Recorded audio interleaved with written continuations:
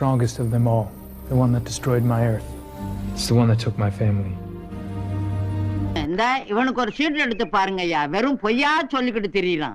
Spiderman for from home. So Spiderman படம் வந்து Spiderman எம்சியோட 2வது படம் அண்ட் அவெஞ்சர்ஸ் எண்ட் கேமுக்கு அடுத்து வர படம் அண்ட் ஃபேஸ் 3யோட கடைசி படம். ஸோ ஒரு இன்ஃபினிட்டி சாகாவோட முடிவு படம் அப்படின்னு கூட இதை சொல்லலாம். அவஞ்செல்லாம் பார்த்தீங்கன்னா அவெஞ்சர்ஸ் எண்ட் கேம் தான் இதோட முடிவு மாதிரி ஃபீல் ஆகும். பட் அதுக்கப்புறம் ரிலீஸ் ஆன ஒரு படம் தான் இது. இந்த படமே கூட எடுத்துட்டிங்கன்னா அவெஞ்சர்ஸ் எண்ட் கேம் முடிஞ்சு 8 மாதத்துக்கு அப்புறம் நடக்கிற சம்பவங்களை தான் இந்த படத்திலே காமிட்டிருந்தாங்க. இந்த படத்துலையுமே பார்த்தீங்கன்னா இறந்து போன நம்ம அவெஞ்சர்ஸ் எல்லாத்துக்குமே ஒரு ட்ரிபியூட் கொடுக்குற மாதிரி நிறைய விஷயங்கள் செஞ்சுருப்பாங்க. டெக்னிக்கலாக பார்த்தீங்கன்னா இந்த படம் முழுக்கவே இந்த ஸ்பைடர்மேனையும் தாண்டி மற்ற அவெஞ்சர்ஸ் சூப்பர் ஹீரோஸ்க்குமே நிறைய ஸ்பெஷாலிட்டிஸ் பார்த்தீங்கன்னா கொடுத்து வச்சிருப்பாங்க. அண்ட் நம்ம ஸ்பைடர்மேனோட கேரக்டரே பார்த்தீங்கன்னா அதுக்கப்புறம் டெவலப் ஆகிற மாதிரி தான் காட்டியிருப்பாங்க. லைக் நம்ம அயன்மேனால் பார்த்தீங்கன்னா நிறைய மெஸ்ஸஸ் அப்லாம் நடந்துட்டு இருக்கோம். லைக் இந்த ஸ்பைடர்மேன் இந்த கதையை கூட நீங்கள் அயன்மேன் கூட கம்பேர் பண்ணலாங்க. லைக் அயன்மேன் எப்படி சில விஷயங்கள் செய்வார், அது ஒரு சில சொதப்பல்ல முடியும், அதுக்கப்புறம் திரும்ப மீண்டு வந்து அடிப்பார்ல. கிட்டத்தட்ட அந்த மாதிரியான ஒரு விஷயமே இந்த படத்துலையுமே இருக்குது. ஆரம்பத்தில் ஸ்பைடர்மேன் நல்லா தான் இருக்காரு, அதுக்கப்புறம் சின்ன தப்பு பண்ணுறாரு, அவர் பண்ணுற தப்பை அவரே திருத்தி எப்படி திரும்ப மீண்டு வந்து அடிக்கிறாரு அப்படின்ற மாதிரி தான் அந்த படமே போயிட்டுருக்கோம். இதே மாதிரி பார்த்திங்கன்னா நம்ம லைஃப்லேயுமே எந்த பிரச்சனை வந்தாலும் சரி, நாம் தப்பே பண்ணாலும் அடுத்தடுத்த வேலை என்னன்றதை பார்த்து போயிட்டே இருக்கணும். அது இந்த படத்தின் மூலமாக பார்த்தீங்கன்னா நான் சொல்ல ஸ்பைடர்மேன் மூலமாக ஹிட் அண்ட் டீட்டெயில் வச்சுருக்காங்க. இந்த படத்துக்குள்ளே போயிடலாம். ஸ்டார்டிங்கில் எடுத்துக்கிட்டிங்கன்னா நம்ம ஸ்பைடர்மேன் பார்த்தீங்கன்னா வெக்கேஷனுக்கு போயிட்டுருக்காரு அவர் ஸ்கூல் ஃப்ரெண்ட்ஸோட. அதை தான் பார்த்தீங்கன்னா இந்த சீஸில் காட்டிகிட்டு இருக்காங்க. அதுக்கப்புறம் பார்த்தீங்கன்னா நம்ம ஆட்மே ஏதோ ஒரு சேரிட்டி மாதிரி வச்சு நடத்திட்டு இருக்காங்க. அந்த இடத்துல சீஃப் கெஸ்ட்டாக நம்ம ஸ்பைடர்மேனையுமே இறக்கி விட்டுருக்காங்க. இந்த டைம் பார்த்தீங்கன்னா நம்ம ஸ்பைடர்மேன் ஸ்பைடர் சூட் தான் போட்டுக்கிட்டு இருக்காரு. நம்ம பீட்டர் பார்த்தீங்கன்னா அங்கேருந்து வெக்கேஷனுக்கு ரெடி ஆகிறதுக்காக கிளம்பும் போது அந்த பொட்டியை பாருங்களேன். இது வந்துட்டு பார்த்தீங்கன்னா அங்கிள் பென்னோட பொட்டி. எப்பரா சொல்கிறேன்னு கேட்டிங்கன்னா அதில் பாருங்கள் BFP அப்படின்னு போட்டிருக்கோம், பெஞ்சமின் கர்பி டென்னிசன். சரி அது இந்த வீடியோவில், அது வேறு வீடியோ, அது போன வீடியோங்க, சரி மாற்றி சொல்லிட்டேன்.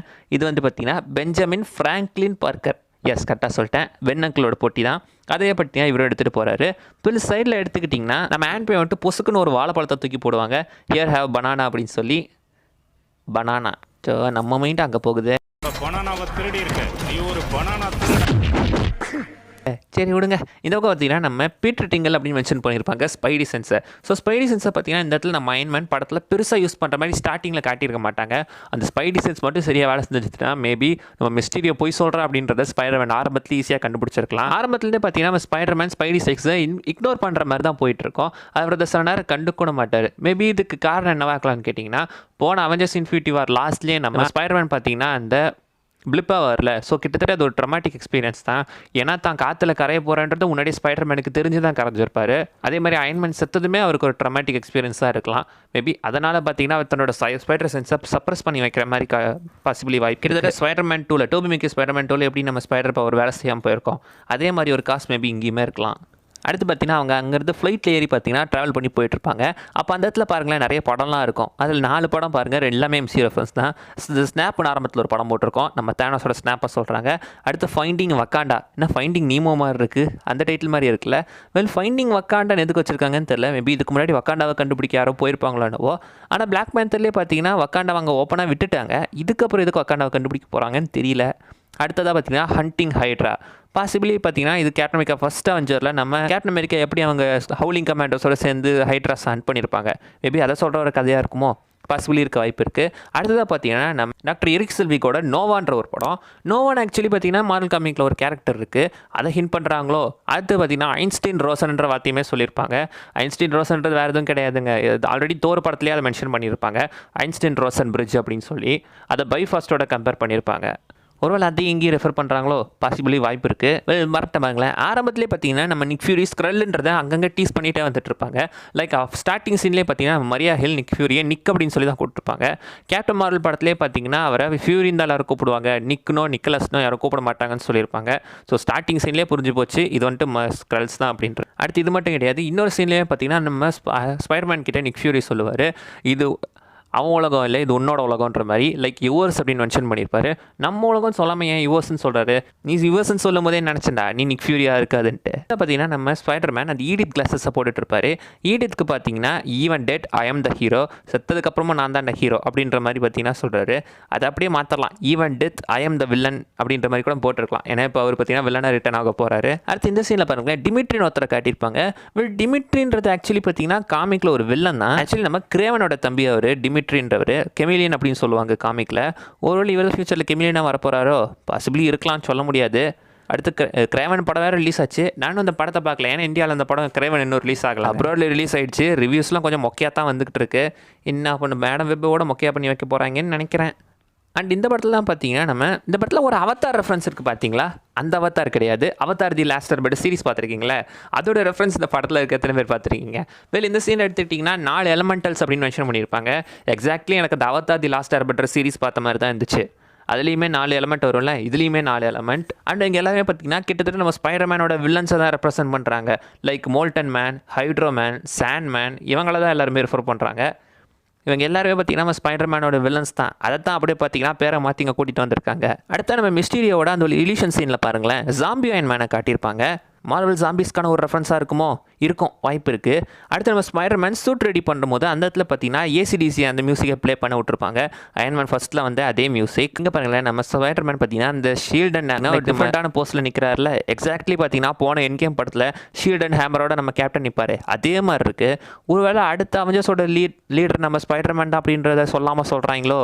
வாய்ப்பு இருக்குது, அதுக்கான ரெஃபரன்ஸாக கூட இருக்கலாம். அண்ட் ரெஃபரன்ஸ் சொல்லும் போது இதில் இன்னொரு விஷயம் ஞாபகம், இந்த படம் முழுக்கவே பார்த்தீங்கன்னா அந்த ப்ரொஃபஸர் விச்சஸ் அப்படின்னு அவங்களெல்லாம் மென்ஷன் பண்ணுவாங்க. விச்சஸ்ன்னு அவன் ஏன் சொல்கிறாருன்னு தெரியல. ஒருவேளை என் ஃபேஸ் 4க்குள்ளே விச்சஸ் வர போகிறாங்கன்றத சொல்கிறாங்களோ? ஏன்னா ஃபேஸ் 4ஓட மொதல் ப்ராஜெக்டே பார்த்தீங்கன்னா ஸ்கார்லெட் விச் தான். இப்போ கூட ஆகத்தால அல்லாங்க சீரிஸ் இப்போ தான் ரீசெண்டாக முடிஞ்சு. ஒருவேளை இவங்க அதை வச்சு தான் விச்சஸ்ன்னு மென்ஷன் பண்ணுறாங்களோ? அடுத்ததாக பார்த்தீங்கன்னா எர்த் டைமென்ஷன் 616 அண்ட் 8383 சொல்லியிருப்பாரு நம்ம மிஸ்டீரியோ. குவென்டின் பெக்கு ஃப்ராடு சார், அவன் இருக்கிறதுலே பெரிய ஃப்ராட், அவன் தான் சார் சொல்லிக்கிட்டு இருக்கான். ஆக்சுவலி 616 தான் நம்ம Marvel universe, Marvel comic universe. But எம்சியூவில் இருக்கிற யூனிவர்ஸ் அது வேறன்னு சொல்லிக்கிட்டு இருக்காங்க. அதுக்குள்ளே நம்ம போவேணா, அது கொஞ்சம் குழப்பமாக இருக்கும். பட் எர்த் 838 எடுத்துக்கிட்டிங்கன்னா அங்கே தான் ஸ்பைடர் யூகே இருப்பார்.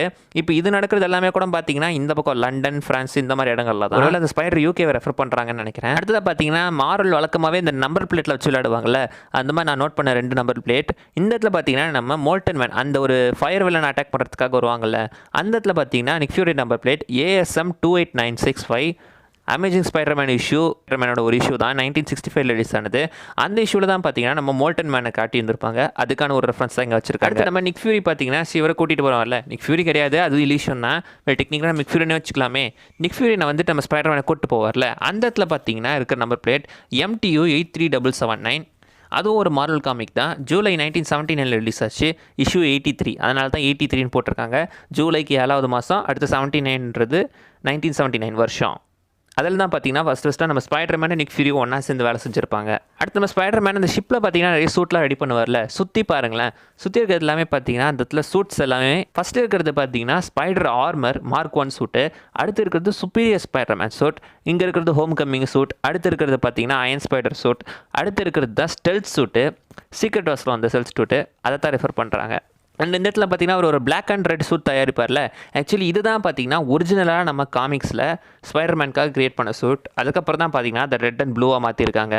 அண்ட் இன்னொரு விஷயத்தையும் மறந்துட்ட பாருங்களேன், ஆரம்பத்தில் நான் சொல்லியிருக்கணும், வேறு இந்த படத்தில் ஹைட்ரோமேன் மாதிரி தானே காட்டியிருப்பாங்க. ஒரு சீனில் பார்த்தீங்கன்னா நம்ம ஃப்ளாஷ் சொல்லுவான், இன்டர்நெட்டில் நான் படித்தேன், அவர் வந்துட்டு பார்த்தீங்கன்னா ஆக்சுவலி மோரிஸ் மேன், ஒரு அண்டர் வாட்டர் ரிசர்ச்னால அவர் இந்த மாதிரி மாறிட்டார் அப்படின்ற மாதிரி பார்த்தீங்கன்னா மென்ஷன் பண்ணுவார்.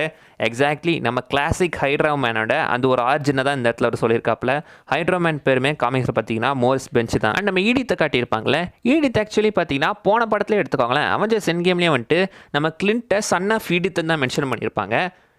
ஏன் அப்படி சொன்னாங்கன்னு தெரில, ஒருவேளை இந்த ஈடித் ரெஃபரன்ஸாக அது இருக்குமோன்ற மாதிரி எனக்கு ஒரு சின்ன சந்தேகம் இருந்துச்சு. பட் அதுக்கு சம்மந்தம் கிடையாது. And other pop culture reference மாதிரி முன்ன அவதார் படம் மாதிரின்னு சொன்னால, இந்த இடத்த எடுத்துக்கிட்டிங்கன்னா பவர் ரேஞ்சர்ஸை மென்ஷன் பண்ணுவாங்க. லைக் இந்த 4 எலமெண்ட்டும் ஒன்று சேர்ந்து ஒரு பெரிய எலமெண்டல் மான்ஸ்டராக மாதிரி இருக்கும். அதாவது பார்த்தீங்கன்னா பவர் ரேஞ்சர்ஸ் சொல்லியிருப்பாங்க. அண்ட் அடுத்து வோல்ட்ரான்னு சொல்லியிருப்பாங்க. வோல்ட்ரானுமே ஆக்சுவலி பார்த்தீங்கன்னா இதே மாதிரி ஒரு அனிமேட்டட் சீரிஸ் தான். அதுலேயுமே மல்டிபிள் ரோபோட்ஸ்லாம் சேர்ந்து ஒரு பெரிய ரோபோட்டாக மாறும். இப்போ கூட வாட்டிஃபோட சீசன் 3 ஃபஸ்ட் எபிசோடு அப்படி தானே ஒரு பெரிய மெகசாட் மாதிரி பவர் ரேஞ்சர்ஸ் ஃபீல் வரும்ல, அதை முன்னாடியே பார்த்தீங்கன்னா அவங்க இங்கே மென்ஷன் பண்ணியிருக்காங்க. இன்னொரு சீனில் நம்ம ஸ்பைடர்மேன் அந்த பிளாக் சூட் போட்டு வருவார், அதை ஸ்டெல்த்துன்ற மாதிரி சொல்லியிருப்பாங்க. பட் ஆக்சுவலி பார்த்தீங்கன்னா இந்த படத்தில் அதை நைட் மங்கி அப்படின்னு சொல்லியிருப்பாங்க. அண்ட் இன்னொரு சீனில் பார்த்தீங்கன்னா ஸ்பைடர் மங்கி அப்படின்னு சொல்லியிருப்பாங்க. ஒருவேளை பென்டன் ரெஃபரன்ஸாக இருக்குமோ?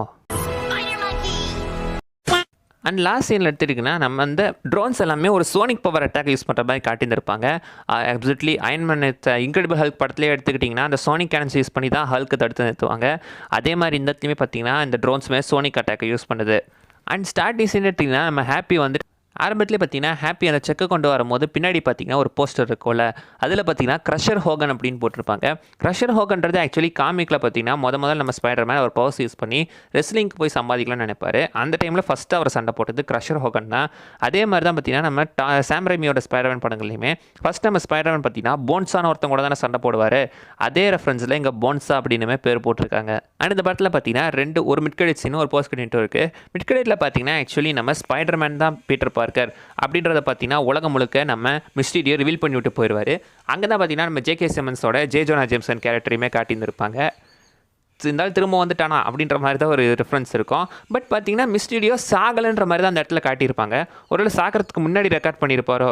அப்படி ரெக்கார்ட் பண்ணியிருந்தாங்கன்னா யார் இதை ரிலீஸ் பண்ணியிருப்பாங்க இல்லைங்க. ஆனால் மிஸ்டீரியோ உயிரோடு இருக்காரா செத்துட்டாரான்றதை பார்த்தீங்கன்னா இப்போ வரைக்குமே MCUக்குள்ளே இன்னும் ஸ்டில் கன்ஃபார்ம் பண்ணாமல் தான் இருக்காங்க. என்ன பண்ணிகிட்டு இருக்காப்லையோ இன்னமும் பண்ணிகிட்டு இருக்கட்டும். போஸ்ட் கிரெடிட் சீன் நம்ம டேலோஸ் தான் பார்த்தீங்கன்னா நிக் ஃபியூரியாக அந்த படம் முழுக்கவே வேஷம் போட்டு இருந்திருக்காரு. நிக் ஃபியூரி இப்போ கரண்ட்டாக பார்த்தீங்கன்னா ஸ்வாட் ஸ்டேஷனில் இருந்துகிட்டு இருக்காரு. இவங்க எதுக்காக உருவம் மாறணும்? இந்த இடத்துல ஏன் இப்படி மாற்றி வந்துட்டு இருக்காங்க? அவர் எதுக்கு ஸ்வாட் ஸ்டேஷன் போனார்? இதில் நிறைய கேள்வி இருக்குது. நம்ம இதெல்லாம் பார்த்தீங்கன்னா அடுத்தடுத்த பிரேக் டவுன்ஸில் பார்ப்போம். அங்கே தான் பார்த்தீங்கன்னா அதுக்கு ஏதாச்சும் ஒரு பதில் கிடைக்கும். அவ்வளோதாங்க. ஸ்பைடர்மேன் நோ வே ஹோம் பிரேக் டவுனோட சேர்த்து ஃபேஸ் 3யோட பிரேக் டவுனையும் முடிச்சு மொத்த இன்ஃபினிட்டி சாகாவோட பிரேக் டவுனையும் இதெல்லாம் முடிக்கிறேன். ஒரு வழியாக பார்த்தீங்கன்னா இன்ஃபினிட்டி சாகாவோட பிரேக் டவுனை இந்த வருஷம் முடிகிறதுக்குள்ளேயே முடிச்சிட்டேன். அவ்வளோதான் கைஸ் இந்த வீடியோ. ஏதாவது விஷயம் மிஸ் பண்ண நீங்கள் கீழே கமெண்ட் பண்ணுங்கள். அடுத்த வீடியோவில் பார்க்குற வரைக்கும் பை பாய்.